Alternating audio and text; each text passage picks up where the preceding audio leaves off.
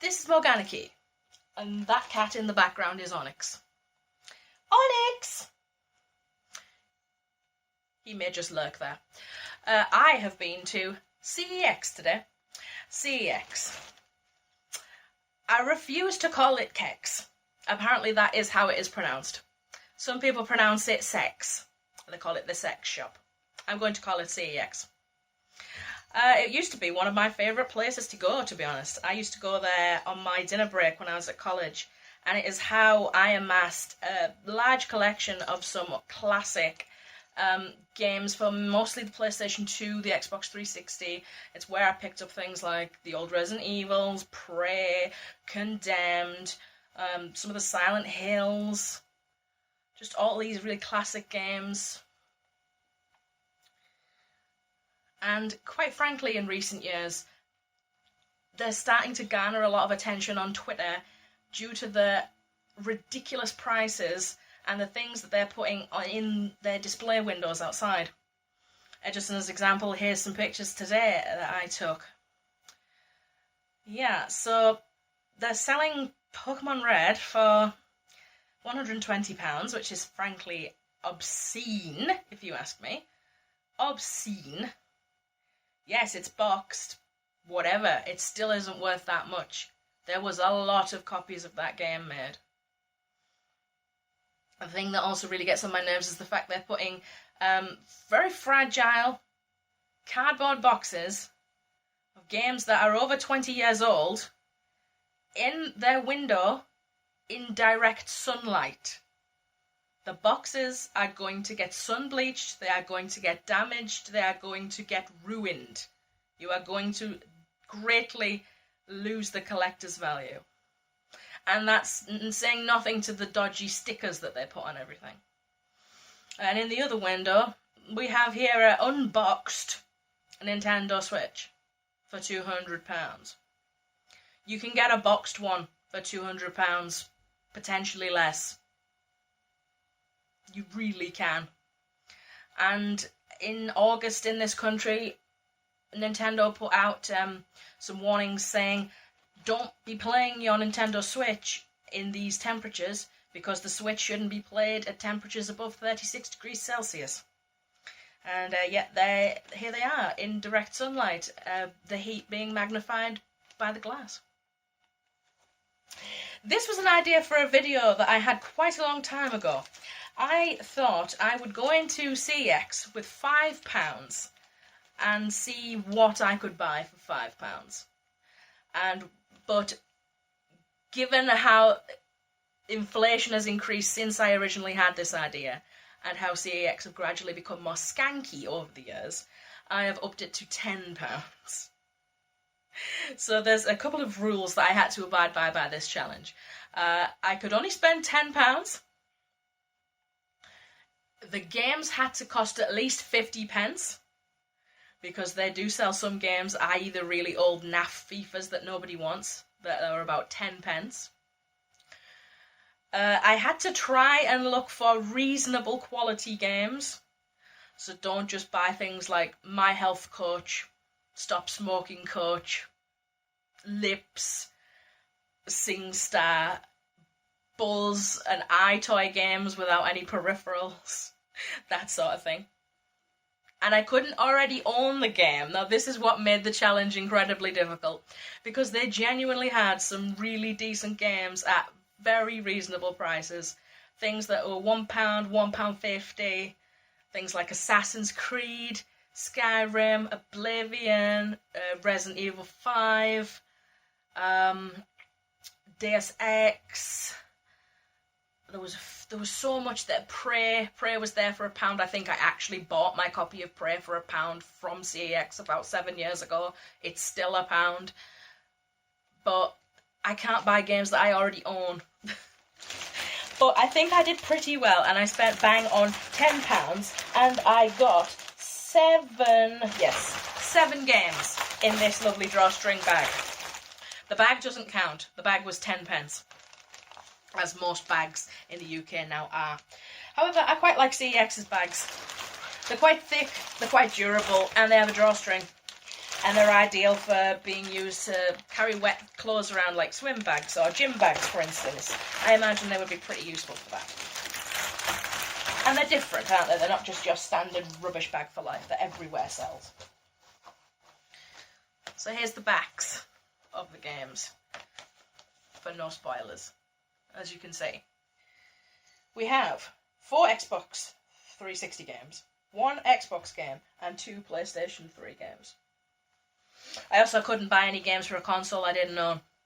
I was quite tempted by some of the PC titles, but I extended the rule to say that you couldn't buy a PC CD-ROM that literally would not work on my current computer.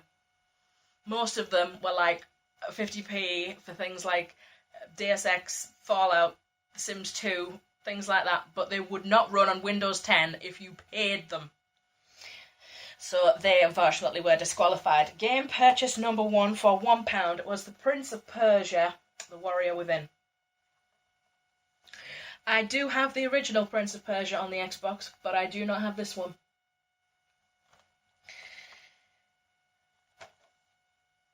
I remember playing The Prince of Persia, and I remember being very bad at it. Comes with a game, comes with the manual, and comes with a Ubisoft what are they called? Surveys that probably expired a decade ago.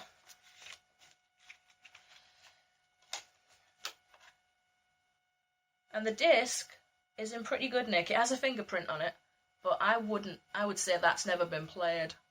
Maybe it's been played once.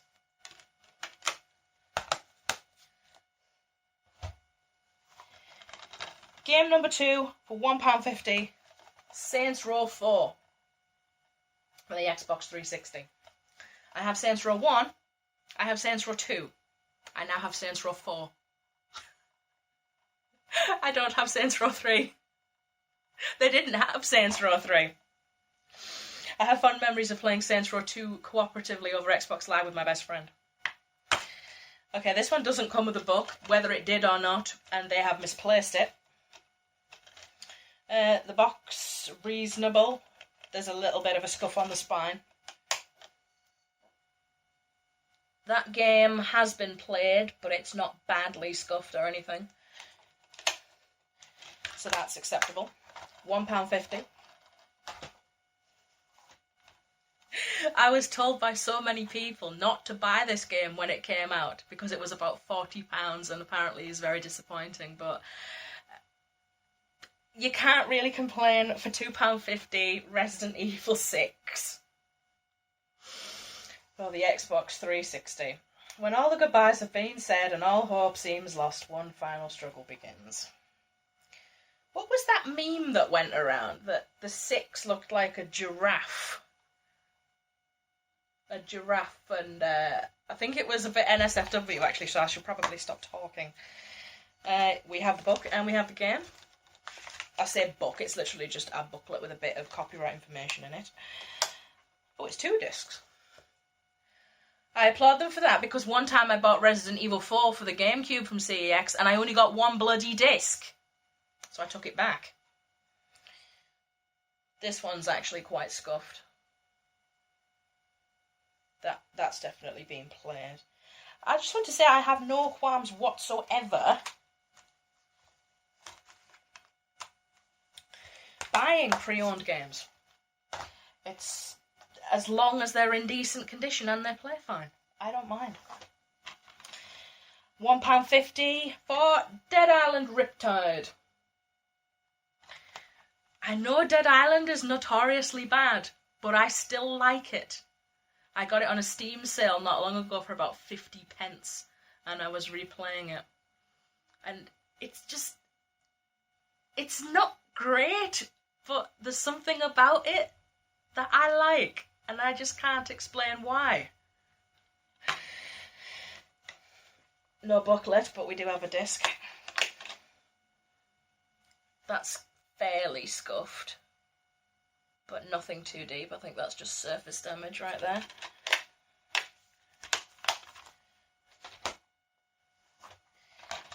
For £1, Assassin's Creed Revelations.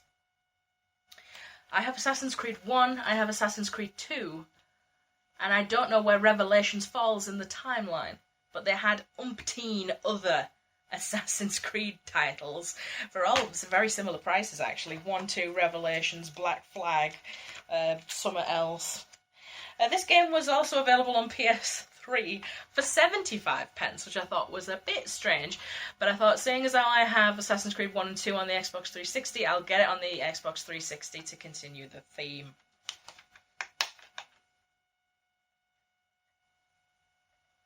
Yeah, that disc looks fairly new as well.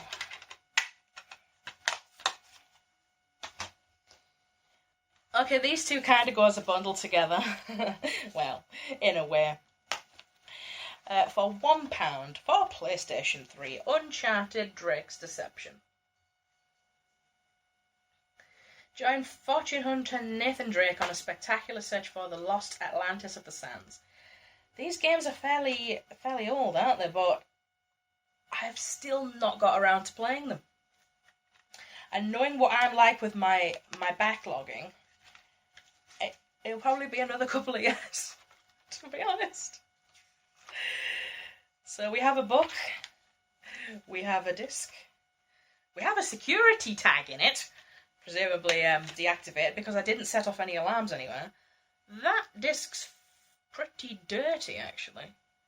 Not really scratched, but very smudged. Very smudgy. And our final game to bring up to the grand total of £10 exactly, £10 on the nose, is Uncharted Among Thieves.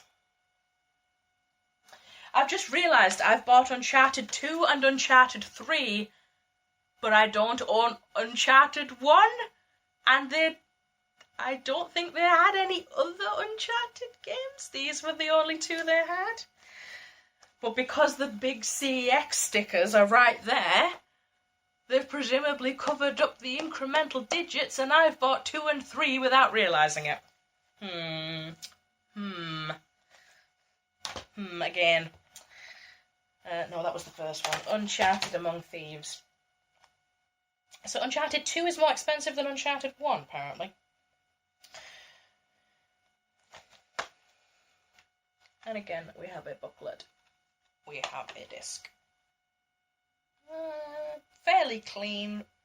A couple of little fingerprints on that, but no major scratches.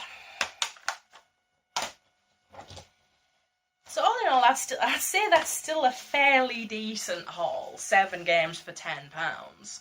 And it's not like they're really naff titles. I did go out of my way to find fairly decent things. Oddly enough, they didn't have anything decent on the PS2. They had umpteen shelves of PS2 games, but they were all crap. And someone's messaging me on Twitter. The perils of using your phone to make videos when you are between cameras. Do not disturb. So I'm pretty pleased with that haul. These are going to go on my shelf with my other collection. We have added 7 more titles to the ever-growing backlog.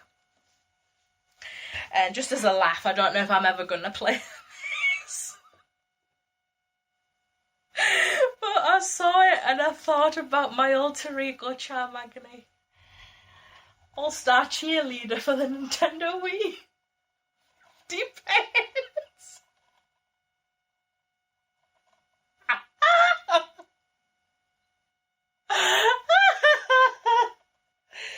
Oh my word. You play it with a nunchuck and a Wii remote, and you can play it with a Wii balance board if you have one. Is it seriously going to be lots of this with Wii remotes? I need to do it, don't I? I need to put the cheerleading dress on. Set this up. Connected to my capture card. And make an absolute tit of myself. For views and money on the internet. And for the lulz. For the crack. Cheer your way to international victory. I've never heard of this. But you know how CEX always have rows of games, it's like A, B, C, and then they have like a few like facing outwards to entice you, usually more AAA titles, and what I saw today was mostly like Minecraft, Call of Duty, you know, things that people are going to want to buy. This was forward facing, and that's why I noticed it. So presumably this was a big seller, or they were just trying to get rid of it, and get rid of it they have, because they only had one copy and now it is mine.